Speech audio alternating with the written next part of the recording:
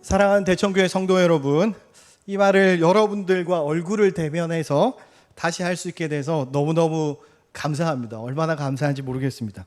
오늘 여러분들의 귀한 환대에 감사드립니다. 제가 2021년 5월 2일과 5월 2일 주일날 대청교회 주일 예배를 섬겼던 적이 있습니다. 여러분 다 기억하시겠지만 그 전주에 저희 교회에 확진자가 나와서 2주 그 열흘 동안 모든 성도들이 격리했던 그 기간에 제가 홀로 본당에 뒤에 불도 안 켜져 있었습니다. 캄캄한 데서 홀로 여러분들 꽉 차게 앉아 있는 것처럼 마인드를 그렇게 가지고 설교했던 기억이 있는데요. 그때 제가 부산대학교 나와 있어서 살아남은 것이 이것이 잘된 것인가 아닌가 잠시 고민했던 적이 있습니다. 아무튼 그 덕분에 제가 불려와서 2주 동안 말씀을 섬길 수 있어서 굉장히 부담스러운 시간이기도 했지만 너무너무 감사한 그런 시간이기도 했습니다. 오늘 진짜로 너무너무 보고 싶었던 여러분들을 얼굴을 마주하고 함께 환영하면서 말씀을 나눌 수 있어서 너무너무 행복합니다. 그 옆 사람 보면서 한번 인사했으면 좋겠습니다. 옆 사람 보시면서요, 진짜 이 환영하는 마음을 담아서 진심으로 환영합니다 이렇게 한번 인사했으면 좋겠습니다. 인사하겠습니다. 환영합니다. 네, 환영합니다. 네, 감사합니다. 네. 그리고 오늘 홈커밍 데이로 저희 식구들이 다 같이 저희 센터에서 예배 안 드리고 오후 예배 다 같이 왔는데요.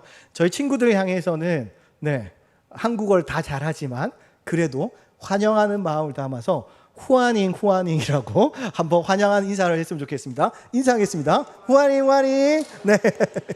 감사합니다. 네. 그리고 제가 여러분들 저한테 좀 빚진 게 있잖아요. 제가 작년 5월 2일과 5월 9일 날 왔을 때 아무도 환영 안 해주셨잖아요. 그래서 소급 적용해서 저를 한번 환영해 주셨으면 좋겠습니다. 와, 감사합니다. 대단하죠. 지독하죠. 그죠? 네, 다 찾아 먹습니다, 여러분. 여러분, 세상 모든 사람들은요, 누구나 누구에게든지 환영을 받고 싶은 그런 본성을 가지고 있습니다. 저도 그렇고 여러분도 마찬가지입니다. 이 자리에 모인 우리들은 다 환영받고 싶은 그런 존재일 겁니다. 당연히 이 땅에 와 있는 유학생들, 이주 근로자들, 결혼 이주 여성들, 그리고 심지어 이 땅에 불법으로 체류하고 있는 사람들도 다 환영받고 싶은 그런 존재라는 거예요. 그러니까 가난한 자들, 부정한 자들, 갇힌 자들, 억눌린 자들, 눈먼 자들, 이런 모든 사람들이 환영받고 싶은 그런 존재이고 마땅히 환영을 받아야 할 존재입니다. 사랑하는 여러분, 여러분들은 어떻습니까? 환영받고 계십니까? 환대를 늘 경험하고 계십니까? 환영을 받고 계신다면 누구에게서 어디서 어떻게 환영을 받고 계십니까? 질문을 조금 바꿔볼까요? 그러면 여러분들은 다른 사람들을 환영하고 환대하고 계십니까? 만약 환대하고 있다면 얼마나 다른 사람들을 환대하고 있습니까? 저와 여러분은 환영받고 싶은 존재이지만 또 다른 한편으로는 다른 사람을 마땅히 환영해야 될 그런 존재입니다. 사랑하는 여러분, 우리는 누군가를 환영하고 환대해야 하는 존재입니다. 특별히 교회에 오면 우리가 막 축복송까지 하면서 다른 사람들을 환영한다는 거죠. 너무너무 우리는 그 사람들을 환영하고 싶습니다. 하나님 사랑, 이웃 사랑의 계명을 받은 저와 여러분은 마땅히 그렇게 다른 사람을 환대하고 환영해야 된다는 것을 아주 잘 알고 있습니다. 그런데 문제가 뭡니까? 그 일이 어렵다는 거예요. 여러분, 다른 사람을 환영하고 환대하는 것이 쉽습니까? 절대로 쉬운 일이 아닙니다. 굉장히 어려운 일입니다. 왜 우리는 다른 사람을 환영하고 환대할 때 어려움을 느낄까요? 여러분, 우리는 누군가를 환영한다고 최선을 다했는데요, 이런 경우가 생깁니다. 우리는 온 힘을 다해서 환영했어요. 근데 그 사람은, 상대방은 환영받고 있지 못하다고 느낄 수 있다는 거예요. 우리는 최선을 다했습니다. 근데 상대방은 기분이 안 좋을 수도 있다는 거예요. 기분이 상할 수도 있다는 겁니다. 예를 들어 볼까요? 극단적인 예입니다. 저희 집에서 항상 왜 아빠는 그렇게 극단적인 예를 드냐 이런 얘기를 제가 종종 듣는데, 제가 극단적인 예를 좋아하니까 한번 들어보십시오. 만약에 우리가 환영하고 싶은 무슬림 친구가 있는데 그 친구한테 내가 생각할 때 제일 맛있는 제주 삼겹살 이런 거, 오겹살 이런 거 사주면 어떻게 될까요? 굉장히 큰 신뢰가 되는 거죠. 그죠? 왜냐하면 그들을 환영할 때는 그들이 마음 놓고 먹을 수 있는 음식을 대접하는 것이 마땅하다는 겁니다. 제가 네팔에 2014년도에 신방을 갔던 적이 있습니다. 대청교에서요. 그 사진 한번 보여주실래요? 네. 저게 이제 무슨 음식이냐면 네팔에 가면 저희들을 엄청 환영하는 의미를 담아서 각 가정에서 준비해 주는 음식입니다. 근데 여러분 정말 놀라운 것은 저희가 일주일 내내 모든 가정을 갈 때마다 똑같은 메뉴와 똑같은 맛이 나오는 것은 진짜 놀라웠습니다. 그러니까 제일 오른쪽에 있는 사진이 저거든요. 근데 접시가 싹싹 비었죠. 참고로 저는 저 음식을 굉장히 맛있게 먹었습니다. 근데 일주일 내내 똑같은 음식을 먹었던 거예요. 그러면 당연히 힘드신 분들도 있을 거라고 생각합니다. 그런데요, 마지막 날 우리 교회 딜리람 선교사님 가정에 초대를 받아서 갔는데 그 가정에서 한식을 준비해 주신 거예요. 김치와 계란말이와 뭐 이런 것들을 준비해 주신 거예요. 전 세상에서 그렇게 한식이 맛있는 줄 그때 알았습니다. 근데 일주일 내내 똑같은 음식을 먹고 한식을 접대받는데 제가 엄청 환영받고 환대받고 있다는 느낌이 아주 강하게 들었다는 겁니다. 여러분 왜 그랬을까요? 그분들이 저희가 일주일 동안 똑같은 음식을 먹었다는 것을 너무너무 잘 알고 저희가 어떤 음식을 먹으면 좋아할지 고민하셨고 그 한식을 준비해 주셨다는 거죠. 그럼 환대와 환영의 의미를 간단하게 한번 알아보면요. 환대는 반갑게 맞아 정성껏 후하게 대접하는 걸 이야기합니다. 정성껏 후하게 대접하는 거요. 그리고 환영은요. 환영은 오는 사람들을 기쁜 마음으로 반갑게 맞는 것을 이야기합니다. 네, 그래서 환영이 어려운 이유는요. 오는 사람, 그러니까 환영이나 환대를 받는 사람이 중요하기 때문에 그래요. 그래서 어렵습니다. 왜요? 우리는 상대방의 마음을 잘 알지 못하기 때문에 그래요. 다시 말해서 환영이나 환대는요. 받는 사람의 기준과 생각이 굉장히 중요합니다.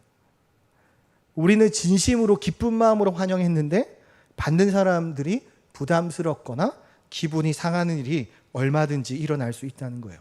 그래서 이 일이 참 어렵습니다. 그런데요, 그 어려운 일이 누구에게 맡겨졌는지 아세요? 네. 제가 성경 보니까 그 어려운 일이 여기에 모인 저와 여러분에게 맡겨진 것 같습니다. 네. 일부러 못 들으셔 가신 분이 계셔서 제가 다시 한번 말씀드리겠습니다. 다른 사람을 환대하고 환영하는 그 어려운 일이 바로 여기에 있는 저와 여러분에게 맡겨졌습니다. 여러분 아멘이십니까? 조심해서 아멘 하셔야 되는데 아멘 하신 분들 네, 맞습니다. 그 일이 우리에게 맡겨졌습니다. 여러분 축하드립니다. 네, 그 어려운 일이 우리한테 맡겨졌다는 것을 우리가 인식하고 있어야 된다는 거예요. 오늘 특별히 나눔터 개강하는 날이죠. 그죠 여러분? 우리가 크게는 대청교회라는 큰 공동체 안에서 함께 믿음의 교제를 나눕니다. 그런데 또 작게는요, 나눔터라는 공동체 안에서 우리가 믿음의 교제를 나누고 있다는 거예요. 그리고 우리는 그 안에서 믿음의 지체들을 서로 환영하고 환대하는 일을 합니다. 그 안에 우리가 뭐 환영하고 환대하기도 하지만 환영과 환대를 받기도 한다는 거예요. 그리고 우리는 그 안에서 그 일이 쉽지 않다는 것을 늘 경험하고 계실 겁니다. 왜요? 우리는 우리 기준에 따라 최선을 다해서 환영하고 환대했는데 받는 사람들이 그렇게 느끼지 못하는 경우가 있기 때문에 그렇습니다.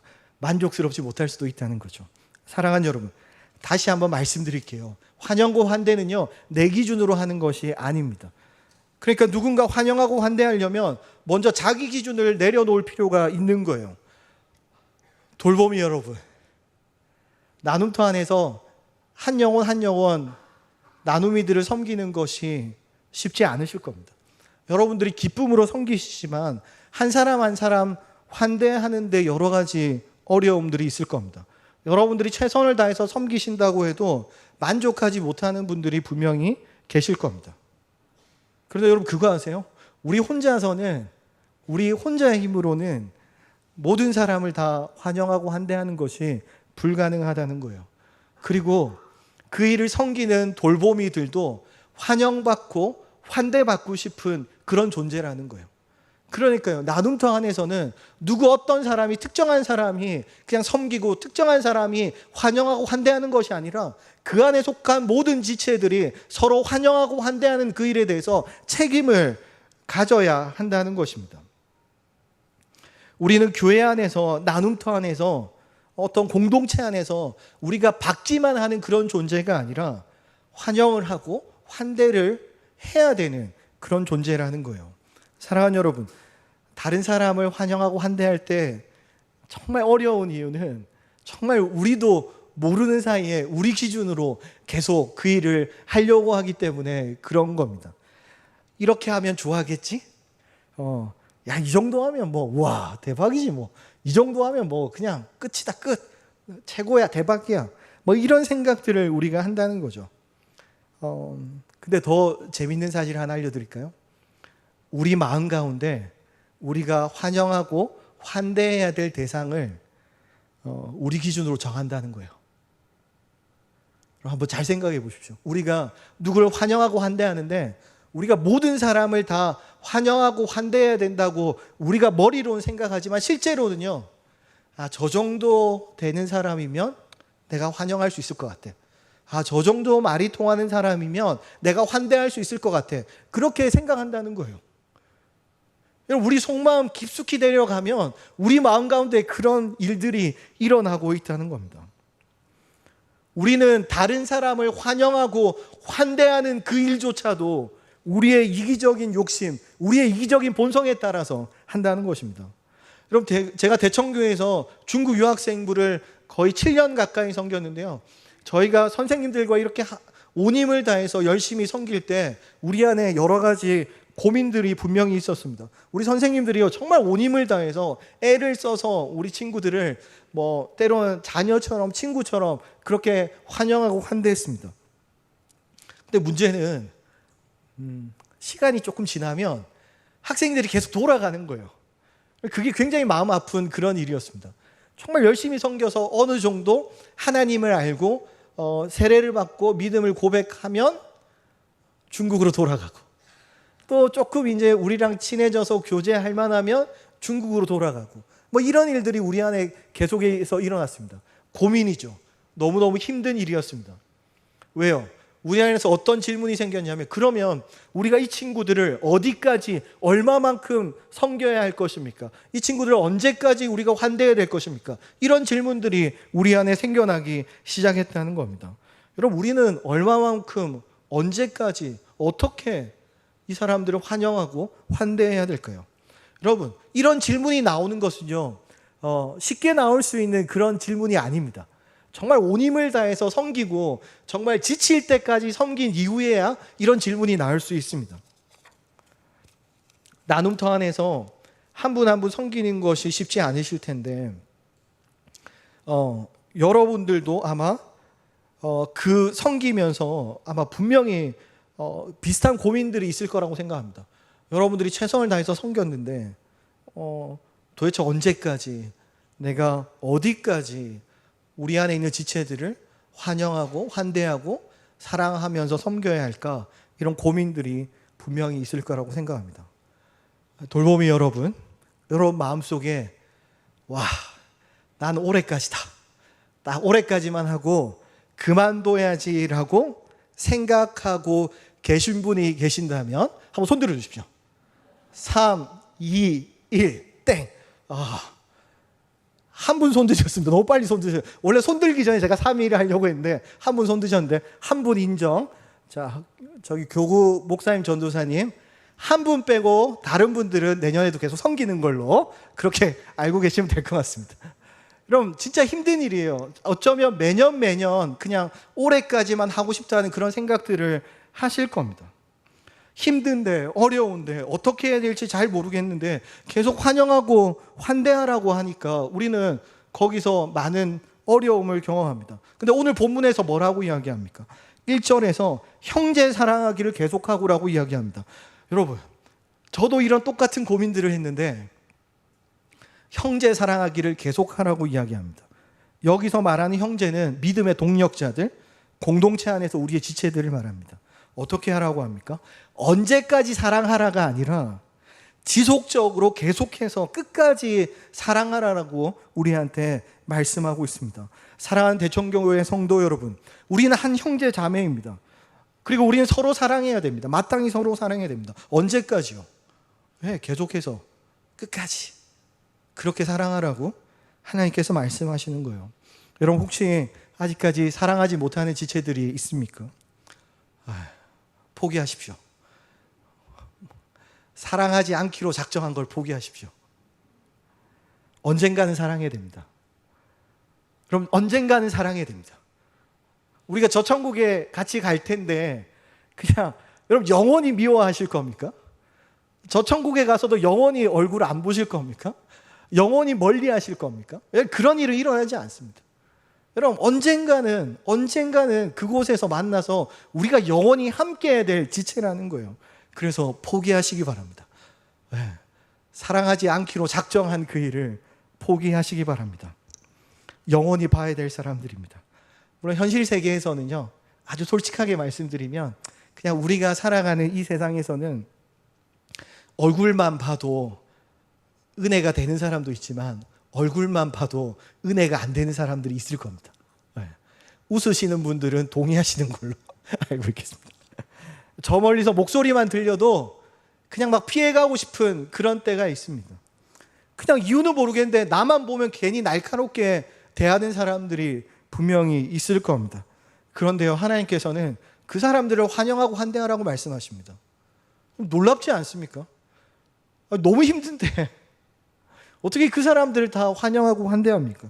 상식적으로 생각하면요, 뭐 그럴 이유도 없고 그럴 책임도 없는 것 같고 그렇게 하는 것도 불가능해 보입니다. 근데 하나님께서 환영하고 환대하래요. 끝까지 사랑하래요. 하나님께서 그렇게 말씀하십니다. 왜 성경은 그렇게 이야기할까요? 제가 이유를 알려드리겠습니다. 여러분 집중하십시오. 잘 보십시오. 바로 얼굴만 봐도 은혜가 안 되고 그냥 목소리만 들어도 짜증이 나고 괜히 날카롭게 시비 거는 그 사람이 바로 저와 여러분이기 때문에 그래요. 여러분 아니라고 생각하셨죠? 그 사람이 바로 저와 여러분입니다. 그런 저와 여러분을요, 우리 믿음의 선배님들이요 다 환영하고 환대해 주셨어요. 그리고 오래 참고 기다려 주셨습니다. 그래서 이제 겨우 좀 이렇게 쓸만하게 만들어졌다는 겁니다. 왜요? 누구 때문에요? 누군가 우리를 환영하고 환대해 줬고 우리를 오래 참고 기다려 줬고 그렇게 꼴 보기 싫고 은혜도 안 되고 막 우리한테 날카롭게 하는 그런 우리들을 그런 분들이 오래 참고 기다려 주셨기 때문에 우리가 이렇게 잘 신앙생활을 잘 할 수 있게 되었다는 겁니다. 여러분, 예수님께서 이 땅에 오셔서 환대를 베풀었던 대상들을 한번 생각해 보세요. 누구를 환대하셨습니까? 예수님을 대적하는 자들, 불신하던 자들, 핍박하던 자들, 심지어 예수님을 죽게 만들었던 자들까지 예수님께서 환대하셨어요. 예수님은 모든 사람들을 차별 없이, 조건 없이 환대하셨습니다. 여러분, 예수님께서 그렇게 하셨습니다. 예수님께서 저 정도 되면 인물도 괜찮고 학벌도 괜찮고 저 정도 되면 매너도 좋고 젠틀하니까 야, 저기는 내가 불러서 같이 한번 밥 먹어야겠다. 저 친구는 내가 환대해야겠다. 예수님께 그렇게 하지 않으셨다는 거예요. 예수님께서요, 엉둘린 자, 가난한 자, 세리, 죄 많은 여인들 그런 사람들을 불러서 함께 환대하시고 식탁의 교제를 나누셨다는 겁니다. 예수님께서 왜 그렇게 하셨습니까? 도저히 용서받을 자격이 없는 사람들을 왜 불러서 환대해 주셨습니까? 왜 환대해 주시고 그들을 하나님의 자녀 삼아 주셨습니까? 네. 그래야 우리 안에 구원이 임하기 때문에 그렇습니다. 예수님께서 그런 자들을 불러주셨습니다. 하나님께서 그런 사람들을 자녀 삼아 주셨습니다. 그 덕분에 정말 용서받을 수 없는 여기에 모인 우리 모든 죄인들이 하나님의 은혜로 구원 백성이 되어졌다는 겁니다. 그 환대를 받은 우리들에게 맡겨진 일이 바로 우리 형제를 사랑하고 환영하고 환대하는 일입니다. 사랑하는 여러분, 우리가 받은 그 놀라운 환대를 통해서 우리가 다른 사람들을 환대해야 한다는 거예요. 특별히 교회 안에서, 나눔터 안에서, 형제 자매 안에서 그 일이 일어나야 합니다. 왜요? 그렇게 해야 그 다음 일들이 가능해지기 때문에 그랬어요. 2절에 뭐라고 얘기합니까? 손님 대접하기를 잊지 말라고 얘기해요. 여러분, 손님이란 의미는요, 익숙하지 않은 사람, 낯선 사람, 이방인들, 나그네들을 이야기합니다. 여러분, 손님을 대접한다는 것은요, 그들에게 환대를 베푸는 것을 이야기해요. 여러분, 왜 익숙하지 않은 사람, 익숙하지 않다는 거 뭘 이야기하냐면 불편한 사람들을 얘기하는 거예요. 불편한 사람들에게 왜 하나님께서 환대를 베풀라고 명하셨을까요? 여러분, 우리가 어떻게 구원받았는지 한번 생각해 보시겠습니까? 여러분들이 하나님을 알지 못할 때, 그러니까 저와 여러분이 낯선 자들, 이방인이었을 때, 나그네였을 때 누군가 우리를 환대해 주었을 겁니다. 우리를 따뜻하게 품어주고 우리를 교회 안으로 초대해 주고 환대해 주었던 누군가가 있을 겁니다. 그 환대 때문에 우리가 교회에 와서 말씀 안에서 믿음이 생기고 구원을 받았다는 거예요. 그리고 이 환대는 너무 중요한 겁니다. 그래서 교회 공동체는요, 환대하는 공동체가 되어야 합니다. 다시 말해서 교회 공동체에 속한 사람들은 하나님의 환대를 받았고 그 환대를 다시 교회 안에 있는 지체들에게 베푸는 일에 순종해야 됩니다. 그리고 더 나아가서 특별히 이방인들, 낯선 사람들, 이웃들, 소외된 사람들, 그런 사람들에게 우리의 환대를 확대해 나가야 합니다. 왜요? 그 환대를 통해서 교회 밖에 있던 사람들이 교회 공동체 안으로 초대받아서 들어올 수 있기 때문에 그렇습니다. 그럼 수많은 선교사님들이 죽음을 무릅쓰고 이 땅에 오셔서 그 환대한 일을 하셨습니다. 그 일에 순종했습니다. 목숨 걸고 그 환대한 일에 순종했습니다. 그래서 저와 여러분에게까지 복음이 전해졌다는 겁니다. 그래서 우리는 환대하는 공동체가 되어야 합니다. 저희 대청군 글로벌 미션 센터가 이제 시작된 지 2년하고 한 2개월 정도 됐습니다. 7월 17일 날 시작했으니까 2년하고 2개월 정도가 되었습니다. 저희는 철저하게 이 사역 원리에 따라서 사역을 하려고 최선을 다하고 있습니다. 하나님의 환대를 경험한 저희 가정과 우리 선생님들이 우리 중국 친구들을 온 힘을 다해서 환대하려고 합니다. 그리고 2년 동안 그 환대 안으로 들어온 친구들이 생겨났습니다. 근데 환대 안으로 들어온 그 친구들이 그냥 자기들만 환영받고 환대하는 걸로 끝나는 것이 아니라 주위에 하나님을 알지 못하는 친구들에게 다시 그 환대를 전하게 된다는 겁니다. 친구들을 센터로 초청하고 교회로 예배로 초청하고 하는 그 일들이 계속해서 일어나고 있다는 것입니다. 저희가 처음 시작할 때부터 낯선 땅에 온 이 유학생들을 환대하기 위해서 여러 가지 일들을 시작했는데요. 참 고민을 많이 했습니다. 어떻게 하면 이 친구들이 환영받고 환대받고 있을까, 막 그런 고민들을 하면서 사역을 시작했습니다. 저희가 지금 주일 예배 모임을 사실은 지금 센터에 가면 지금 막 찬양 연습하고 막 이렇게 하면서 예배 준비하고 있을 시간인데요. 저희가 주일 예배는 오후 5시에 드리고 있습니다. 그럼 저희가 주일 예배를 오후 5시에 드리는 이유가 있습니다. 저희가 고민을 많이 해봤거든요. 어떻게 하면 이 친구들이 가장 예배 오는데 어려움 없이 올 수 있을까? 저희가 이제 차량 운행도 안 하기 때문에 대중교통을 타고 멀리서 와야 될 친구들이 있는데 그 고민을 하다가 생각해 보니까 오후 5시에 하면 너무 좋을 것 같은 거예요. 왜요? 오후 5시에 예배 드리고 6시에 밥 먹고 교제하고 하면 낮 시간을 얼마든지 친구들이 활용할 수 있다는 겁니다. 그래서 저희가 예배 드리면 이렇게 예배 드리고 끝나고 나면 같이 이렇게 앞에 나와서 또 찬양하고 싶은 분들은 찬양 연습하고 간식도 나누고 얘기도 하고 이렇게 시간을 보냅니다. 네, 이런 식으로 예배 후에 시간을 보내고요. 저희가 또 최근에는 이제 식사를 저희가 센터에서 중국식으로 준비해서 이 친구들을 환영하는 마음으로 준비해서 먹고 있는데요. 이제 저희가 이제 중국 친구들이 나와서 또 와서 도와주고 같이 해서 이렇게 식사를 준비해서 같이 식사를 나눕니다. 네, 설거지도 같이 하고 이렇게 하고 있습니다. 그렇게 예배 드리고 시간 보내고 나면 한 밤 10시쯤까지 친구들이 센터에서 같이 시간 보내다가 집에 갑니다. 저희가 함께 운동도 하고요. 밖에 나가서 운동도 하고 배드민턴도 치고 때로는 산책하면서 대화를 나누기도 하고 간식도 먹고 또 고민도 나누고 그렇게 하면서 주일날 오후 5시에 예배를 드리고 있습니다. 물론 주중에는 저희 센터 안에서 환대하는 일들을 계속해서 하고 있습니다.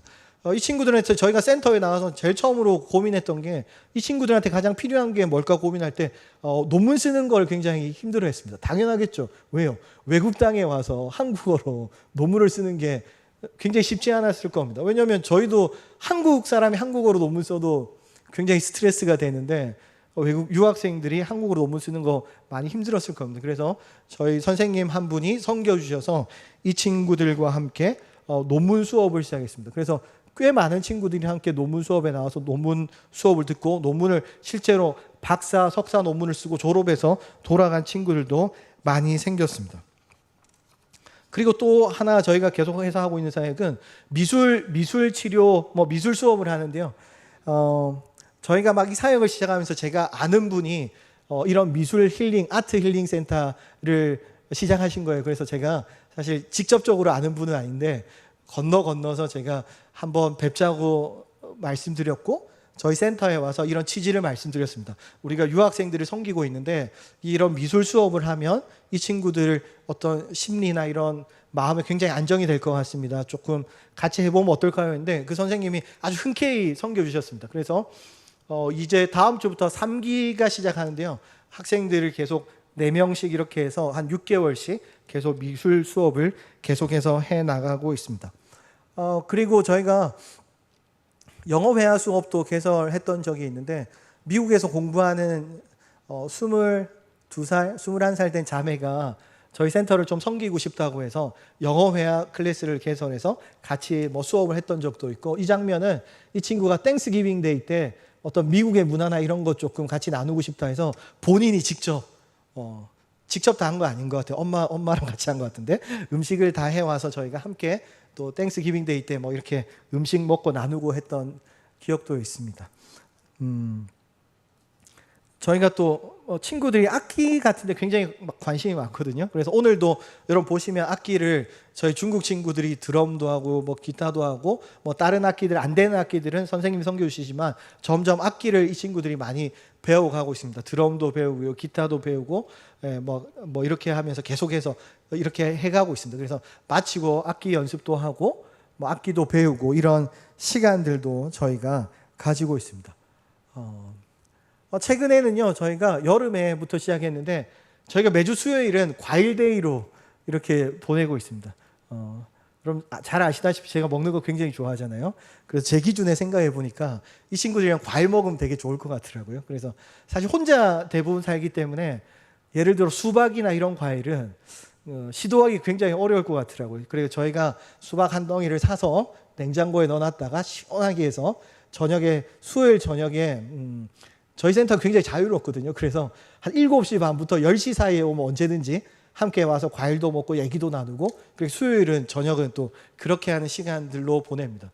친구들도 간식거리 같이 가져와서 같이 나누고 그런 시간들을 보내고 있습니다. 그리고 저녁에 같이 이렇게 운동도 하고 배드민턴도 치고 그렇게 하면서 시간을 보내고 있습니다. 사실 올여름에 굉장히 더웠잖아요. 그래서 제가 아주 담대하게 이런 선포를 했습니다. 얘들아 날씨 너무 더우니까 집에서 괜히 각자 에어컨 켜고 있지 말고 센터에서 밤 12시까지 에어컨 켜줄 테니까 우리 센터에서 같이 있자. 열대야 쉼터로 개방하겠다 했거든요. 그래서 제가 12시까지 개방한다고 했는데 진짜 12시까지 있을까 했는데 진짜 그 주에 다 11시 반, 12시까지 친구들이 함께 모여서 시간 보내고 같이 운동도 하고 간식도 먹고 공부도 하고 그렇게 하면서 시간을 보내고 있습니다. 재밌죠? 그냥 와서 함께 보내고. 근데 여러분 오늘 저희가 7절 말씀에 보면 이런 말씀이 있습니다. 제가 오늘 7절 말씀 제가 읽어드리겠습니다. 하나님의 말씀을 너희에게 일러주고 너희를 인도하던 자들을 생각하며 그들의 행실의 결말을 주의하여 보고 그들의 믿음을 본받으라. 이렇게 나오더라고요. 이 얘기가 뭐냐면 우리가 환영하고 환대하는 그 일에 순종하는 사람들의 그 모습을 환영받고 환대받는 사람들이 본다는 겁니다. 그걸 보고 배우라는 겁니다. 사실 우리가 주일날 오면 말씀을 전하고 말씀을 듣지만 주중에만 나오는 많은 친구들이 있습니다. 그 친구들은요 저희의 어떤 저희가 환영하고 환대하는 그 섬김을 통해서, 그 모습을 통해서 그 믿음의 본을 보게 된다는 겁니다. 그래서 굉장히 부담스러운 일이죠. 그래서 저희가 잘해야 된다는 겁니다. 그래서 그걸 잘하려고 굉장히 노력을 많이 하고 있습니다. 최근에도요, 밤 10시 되면 항상 센터에 운동하러 가자고 온 친구들이 있습니다.